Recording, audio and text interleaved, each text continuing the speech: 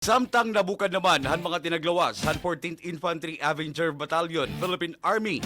An pira nga mga armas ngan higamit han New People's Army or NPA hatay aw nga lugar ha Barangay Buak, Dako, sugod Southern Leyte, kakulop nga adlaw.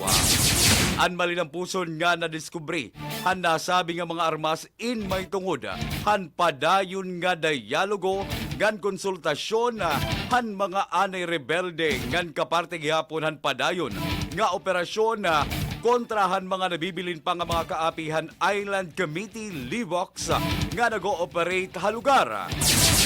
Igin-credit naman ni 14th Infantry Battalion Commander Lieutenant Colonel Edgar Gabia nga tuwan mga former rebels ang pagkabukan han mao nga mga armas may tungod ng mga vital information nga iragin hatag.